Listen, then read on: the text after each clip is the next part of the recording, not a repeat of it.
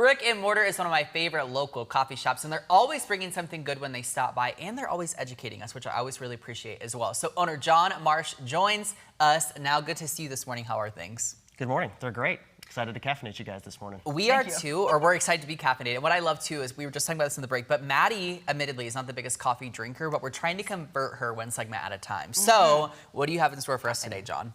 In our quest to convert her, we're doing an ice pour over today. We were talking during the break about how hot things kind of mess us up sometimes. So this is a great summer option. You know, you're on the go. You want to make one quick cup. You can hit that objective and also get something cold if you don't have time to make a whole batch of cold brew. And it's nice and cold for the summertime. Yeah. So this goes by many names. Goes by the name flash brew, Japanese pour over, several things, but it's basically a pour over. So similar principles. So for you nerds at home, it's going to be the same ratios as a pour over. So you're looking at about a 16-to-1 ratio of water to coffee. The only difference is about 40% of our total output volume we put in the bottom as ice. Okay. So it's sort of like bypass brewing. So I'm going to go for it here. So normal stuff, we're going to do our bloom. Yeah. Did you put a hole, like a hole in the middle of the grounds? I did. Okay. Yeah, the reason for that is I'm trying to achieve even saturation of all of the grounds. Okay. So you can think of it as like there's 10 things that water can pull out of coffee, and we want to pull out a balanced amount of those things. If you pull out too many, your coffee's going to be bitter.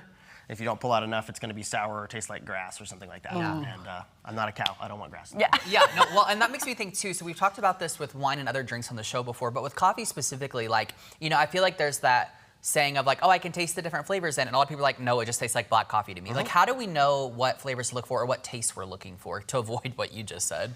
Yeah, I think the number one biggest thing there is to avoid those two poles that I was just talking about. Okay. So you're gonna know that you're on the dartboard whenever it's not super bitter or muddled tasting. That's going to be a sign of over extraction or sometimes over roasting of the coffee.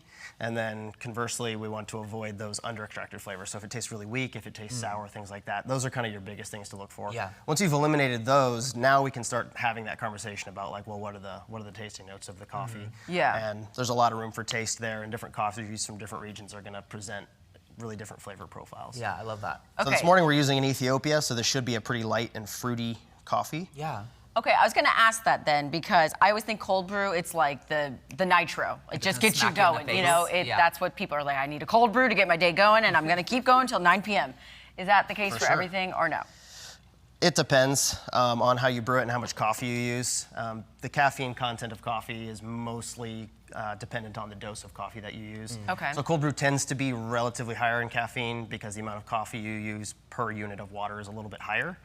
So that's why when people drink their cold brew, they feel like they're making electricity, you know, and go crazy. Do you feel like there's like a certain, I guess like tolerance would be the word I'm looking for, like to caffeine? Because like, let's say if we're like comparing Maddie and I, right? Like I'm someone who drinks coffee every day versus Maddie doesn't really drink it. So like would our reaction to the strength of it be different, or is it all pretty similar, if that makes sense? Yeah, there's definitely a tolerance effect. And I think all of us feel this when we go a couple of days without drinking it. Yeah. You know, and you go back to it and you're like, ooh. Yeah, man, good morning. There I am again. I've stepped back into my body. That's right, for sure. So yeah, I think most people notice that effect. And it, usually for most people about a week. Not drinking coffee kind of resets their coffee tolerance. But you know, you're just the best version of you on caffeine. So there you go. And that's what I say too. So I have a tongue-in-cheek kind of question. If you don't have time to make your own cold brew, where should you go? You should go to Brick and Mortar Coffee. Yeah. There we go. Where are you located at? We're at 1666 East St. Louis Street. Okay. Right across from Latino Market over there. So come on by, we'll caffeinate you.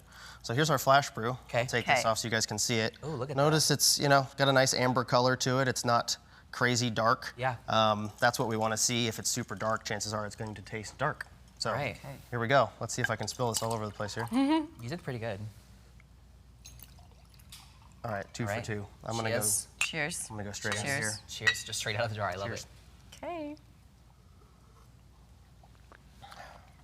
Oh, I like that. Not half bad. Also, it smelled really good. The smell came through first before I took a sip, which I really appreciated. You said it's like kind of fruity and light? Yeah, so then that's the advantage of this brew method as well, is if you do this flash brew method, you're gonna get a little lighter, a little crisper flavor on the coffee, whereas a cold brew can be really strong, not just in terms of caffeine, but in terms of flavor. I feel like you're getting punched in the face with big dark chocolate flavors.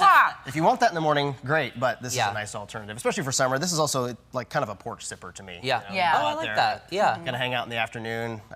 Bonus points if you throw a little lemonade in there. That's actually really nice. Oh, a lemonade. Nice Okay. Okay, yeah. Nice. Cold brew lemonade action. I love it. All right, John T. where you're located? We're at 1666 East St. Louis Street.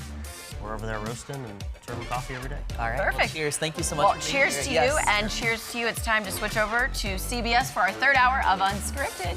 We'll see you there.